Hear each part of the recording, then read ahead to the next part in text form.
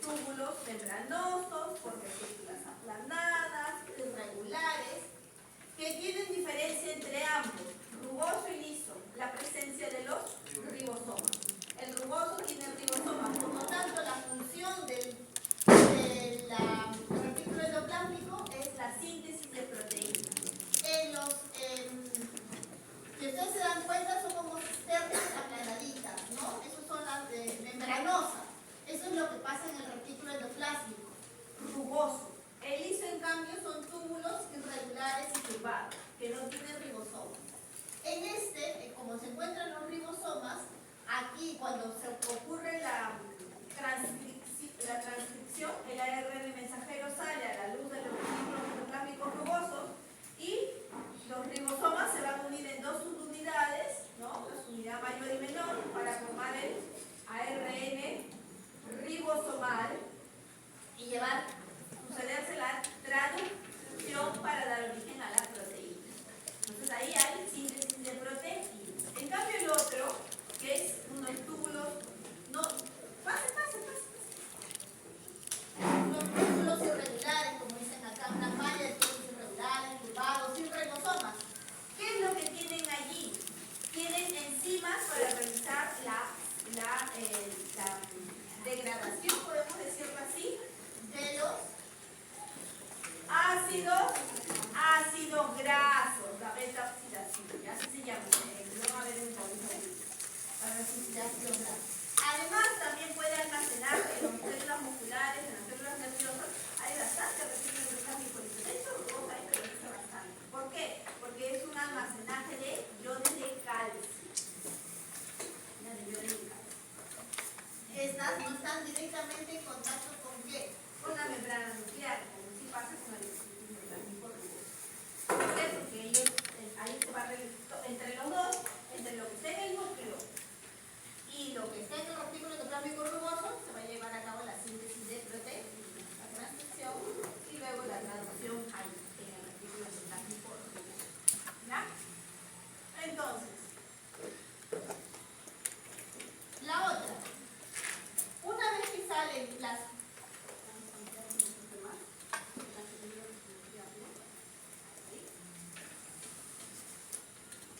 Una vez que salen las proteínas, ¿no? Las proteínas. Y no solamente las proteínas, también los ácidos grasos, las del calcio, ¿no?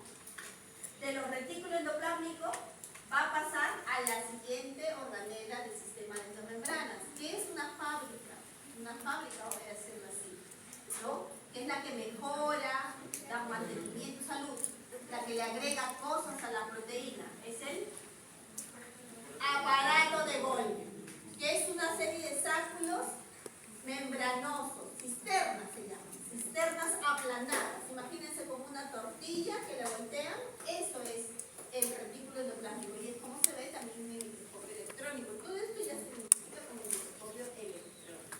¿Ya?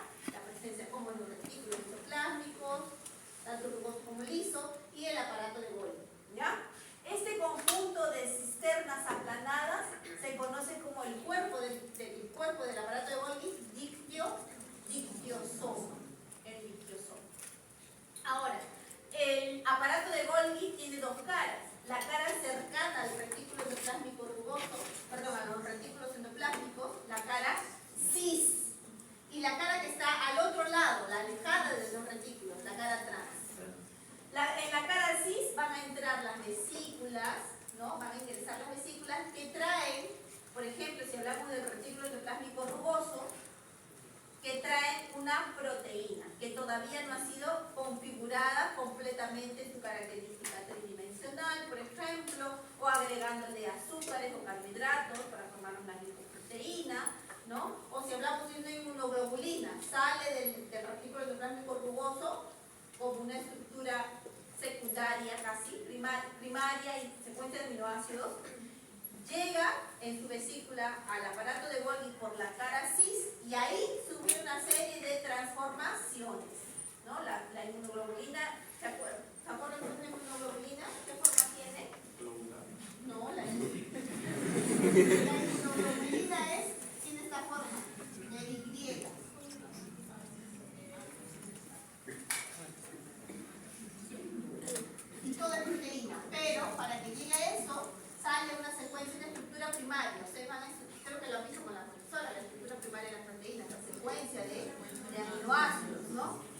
Entonces, mientras se va plegando a una estructura secundaria. Pero ¿dónde ocurre ese plegamiento? Para que finalmente se forme eso en el aparato de Golgi. El aparato de Golgi por eso es el que da afina todas las células o se encarga del transporte también. Porque miren, una vez que la inmunoglobulina ya está completa, su estructura así como está, se le agrega también azúcares, o si acaso las inmunoglobulinas tienen residuos de carbohidratos en esta volcada y siempre se clasifican así como fosforitas. ¿Ya? Eso, una vez que eso se dirige, pasa por todo este tránsito y sale por la cara trans en una vesícula también. ¿Ya? Entonces también se encarga del transporte, de alguna manera, de alguna manera, ¿no? de la fabricación, de completar su estructura y del transporte de esas moléculas. Y está relacionado con el retículo endoplasmático. Por ejemplo, las células hepáticas, los hepatocitos, tienen una gran cantidad de retículo endoplasmático liso, rugoso y también de aparato de Golgi. Porque el hígado, el hepatocito, está en el hígado. Y el hígado es la maquinaria metabólica de todos los seres vivos, se encarga de formar, de transporte, todo, ¿no? Es una industria. Entonces, hay una buena cantidad de aparatos de Golgi. Ese es en relación a la aparato. Quería ampliar eso, porque quise ampliar eso para que lo vean, porque chiquitos no lo van a poder ver. Ahí. Bueno. De los aparatos de Golgi también se origina una organela que se encarga de la digestión celular, porque tiene enzimas hidrolíticas, el lisosoma. De la digestión intracelular, ¿no? Se encarga de la autofagia también, organelas viejitas que ya van a morir o van a morir. La lisosoma es una vesícula, vamos a decirlo así, especial, porque en su interior contiene enzimas o proteínas que hidrolizan, que cortan, que destruyen lo que está en el interior. Más de 40, y generalmente son de pH ácido, menor a 7, ¿no? Bien ácido. Entonces, presentes en buena cantidad en las células animales, ¿ya? Acá tenemos, hay dos tipos de lisosomas. Lisosomas primarios y lisosomas secundarios. ¿Ya? El lisosoma primario, ¿ya? El lisosoma primario es justamente el lisosoma libre con las enzimas hidrolíticas que sale del aparato de Golgi por la cara trans, ¿no es cierto? Dentro, esas proteínas hidrolíticas han sido formadas en el núcleo, ¿no es cierto? Perdón, han sido formadas en el retículo endoplasmático rugoso, ¿ya? Son transportadas al aparato de Golgi, terminan de dar toda la, ¿no es cierto?, la construcción de la proteína y son liberadas en una vesícula que como tiene enzimas de pH ácido capaces de hidrolizar, cortar, catalizar, entonces ya no es una vesícula, esto se llama lisosoma. Lisosoma, que se encarga de la digestión celular. Este lisosoma, al no solamente tiene enzimas, es un lisosoma primario, pero cuando el lisosoma se une a una vesícula, por ejemplo, un endosoma, digamos que el macrófago ha fagocitado una bacteria, lo ha fagocitado, es un fagosoma, atrás. Se une a este lisosoma, ¿no? Se va a unir porque, claro, esa vesícula que ha fagocitado ese fagosoma tiene membrana plasmática, igual que este lisosoma. Entonces se van a unir y ese lisosoma finalmente se encuentra con lo que va a digerir, en este caso es la bacteria que ha fagocitado el membrana. Y ya no será lisosoma primario, sino lisosoma secundario, cuando ya el lisosoma está empezando a hacer la digestión intracelular, la destrucción, la degradación de ese fagosoma, ¿no? La otra parte del sistema de endomembrana son las vacuolas, ¿ya? Las vacuolas que se encuentran tanto en las células animales, pero son más representativas. Pónganme esto.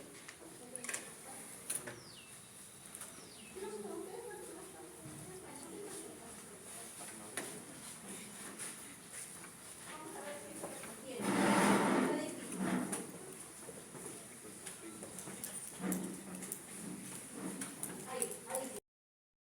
Está formado por una membrana plasmática, es el sistema de endomembrana. Y ustedes, esto que ven acá es un corte, es un tejido tomado de una célula vegetal. Esta es la famosa vacuola gigante. Hay vacuolas en las células animales, pero son más importantes y representativas en las células vegetales.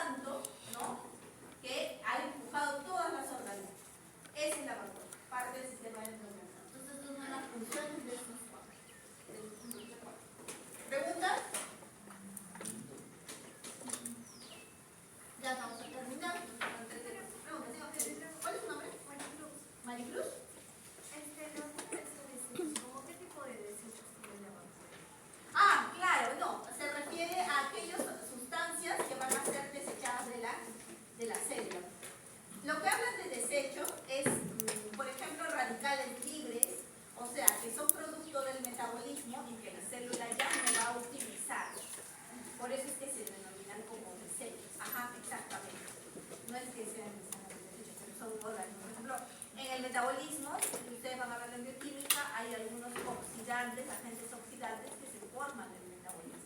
Y esos tienen que de alguna manera ser eliminados, ¿no es cierto? Tienen que ser degradados, catalizados, cambiados por otras enzimas, ¿ya? Que justamente vamos a mencionar los exomas, que degradan la famosa catalasa, ¿ya? Para degradar. Mientras se pueden quedar almacenados ahí en la vacuola. Y la vacuola se encuentra principalmente en mayor cantidad en las células vegetales. Las células vegetales son las que requieren agua, ¿no? Requieren mayor, o sea, para poder realizar su tránsito, ¿no? Para que la savia pueda circular, ¿no? Es que se forma la vacuola. ¿Está bien, señora Cruz? ¿Está bien? Ya, perfecto. ¿Alguna otra pregunta? ¿Inquietud? ¿Comentario? ¿No? Ya. Bueno, entonces hablamos un poquito de la mitocondria, como es también es una organela membranosa, pero no está dentro del sistema de endomembranas como realiza por el origen, digamos, de la mitocondria. Sabemos, o hemos escuchado hablar de la famosa teoría endosimbiosis, ¿no? Las endosimbiosis, que es cuando una célula de mayor tamaño, famosita, también una bacteria, posiblemente, estamos hablando de la misma evolución miles y miles de años, y en lugar de pasar lo que debería pasar con el lisosoma que degrada, esa bacteria se adapta al entorno y comienza a trabajar y a vivir con la célula que la atrapó, la fagocitó, y se adquiere una simbiosis, ¿no? Entre una mitocondria, entre esta bacteria y la célula. Y se adapta y se vuelve una organela. Y ya no solo realiza actividades propias para ella, sino, porque la bacteria es un parásito, sino que funciona para que la célula esté viva. Y por eso la función principal de la mitocondria, ¿cuál es? La respiración celular, que en términos de los animales y vegetales es formar ¿qué cosa? ATP, exactamente. Así es. Entonces acá tenemos a la mitocondria. ¿Cuál es la estructura de la mitocondria?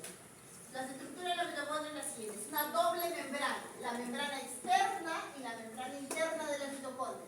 La membrana externa, ¿no? Que es una membrana permeable, semipermeable, de capa de lípidos, que contiene también proteínas, que contiene que son canales, esas proteínas se llaman porinas, que permiten el paso de sustancias entre el citoplasma y la mitocondria, la membrana externa. La otra es la membrana interna de la mitocondria. La membrana interna de la mitocondria contiene más proteínas. Esta es la que se pliega para formar las crestas mitocondriales. Es de un amplio área de trabajo. Tiene proteínas donde realiza, ¿no es cierto?, el famoso transporte transporte de la cadena de transporte de electrones. Y también realiza aquí la fosforilación oxidativa, donde ese es el mecanismo de respiración celular. Entre la membrana interna y externa de la mitocondria está el espacio intermembranal, ¿ya? Bueno, compuesto por un hialoplasma parecido al citosol, pero este es mitosol. En realidad es el mitosol porque es de la mitocondria, ¿ya? Ese espacio intermembranal entre ambas membranas tiene una alta concentración de protones o hidrógenos provocados por la cadena de transporte de electrones cuando es que se lleva a cabo y se produce un tránsito de protones hacia el espacio intermembranal para que se pueda activar, ¿no es cierto?, los mecanismos de ATP sintasa para formar ATP, ¿ya? Eso estoy explicándoles así a grandes rasgos porque es de la parte bioquímica, bioenergética, no la vamos a ver acá, ¿ya? Pero es un trabajo. ¿Qué otra cosa hay? Bueno, hablemos de las crestas mitocondriales, ¿no? Son imaginaciones de la membrana interna de la mitocondria, ¿sí? Y donde aquí se produce en la membrana interna de la mitocondria, justamente en esas crestas que aumentan el área, ¿no es cierto? Por eso está la formación de esas crestas mitocondriales, la identificación de esas crestas que parece más bien la mitocondria como un payasito, ¿no? Como un frijol cortado en un corte transversal, ¿no? Y entonces ustedes pueden ver el frijol, todo lo que está dentro. Y esas crestas se ven así, ¿no? Sinuosa, es para aumentar la superficie de trabajo, del aire, porque hay un tamaño de membrana interna bastante amplio. Entonces, para que se pueda, ¿no es cierto?, estar dentro de la mitocondria, es que se forman estas crestas. Y en cada una de esas crestas se va a encontrar también, como es la membrana interna, de la mitocondria, se encuentran las proteínas que participan en la cadena de transporte de electrones y la fosforilación oxidativa. ¿Ya? No va a producirse la respiración celular si es que no se ha realizado el ciclo de Krebs, la cadena de transporte de electrones y por supuesto la fosforilación oxidativa y la quimiosmosis, que es cuando se carga de protones el espacio intermolecular. O sea, si no se produce eso, no se va a dar. En el interior vamos a encontrar la matriz mitocondrial. La matriz mitocondrial contiene al ADN, porque la mitocondria tiene un ADN que es similar, parecido al ADN circular, similar al de la bacteria, por eso surge la teoría endosimbiótica, ¿ya? Y ese es el mitosol, ¿no? Y además se van a encontrar en la matriz mitocondrial las enzimas encargadas de realizar, ¿qué cosa? El ciclo de Krebs.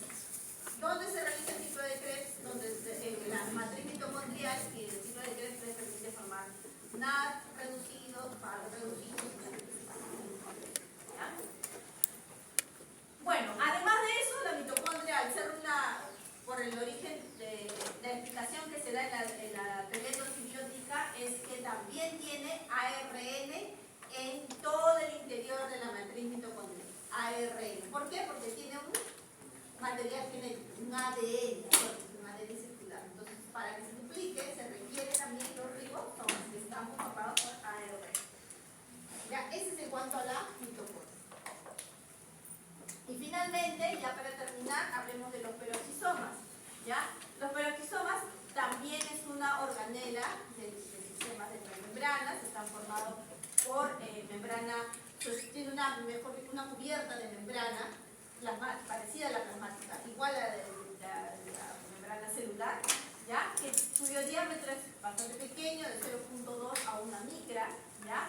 Y lo que tienen los peroxisomas en su contenido son diferentes tipos de enzimas que se pueden encargar de la detoxificación, por ejemplo, ¿ya?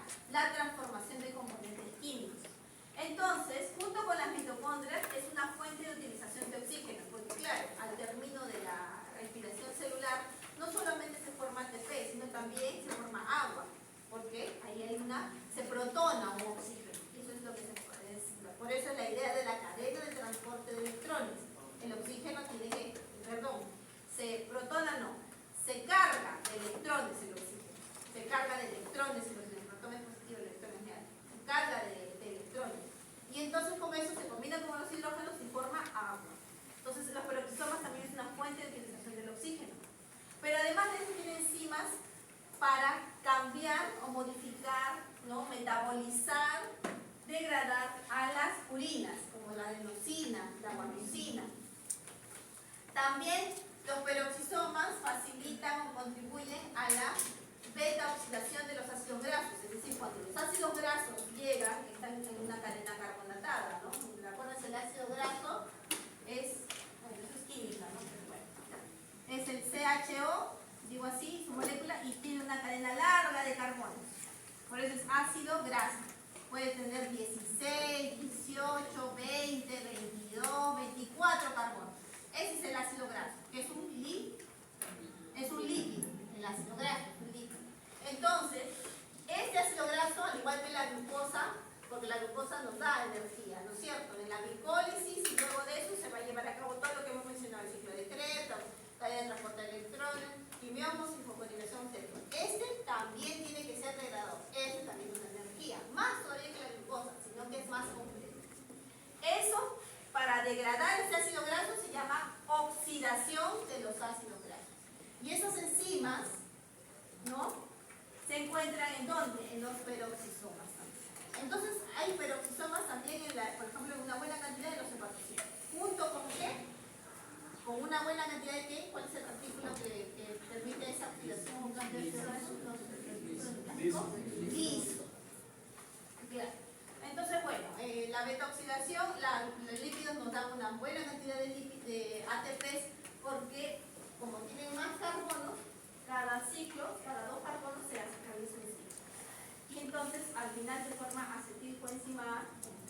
llamar para iniciar el ciclo de Krebs. ¿Ya? El ciclo de Krebs. Bueno, entonces, también, como les hemos mencionado, tiene la capacidad de desintoxicar, ¿ya? Tiene antioxidantes. Uno de ellos es la que vamos a ver también en el laboratorio, la catalasa, que degrada un radical libre, que es el peróxido, que se forma también, peróxido de hidrógeno, que se forma del metabolismo también. Entonces, para que ese peróxido no sea tóxico, entonces lo cataliza y libera oxígeno y agua. Entonces, por eso hay una fuente de oxígeno también de los peróxidos. Como les mencioné, están en los hepatocitos y riñones, y también en los leucocitos hay peroxisomas y hay enzimas como la peroxidasa que actúa como un bactericida. ¿Ya? ¿Preguntas? ¿Me di a entender, jóvenes? Están bien calladitos, están cansados, yo sé. Todavía. ¿Perdón? Las dos cosas.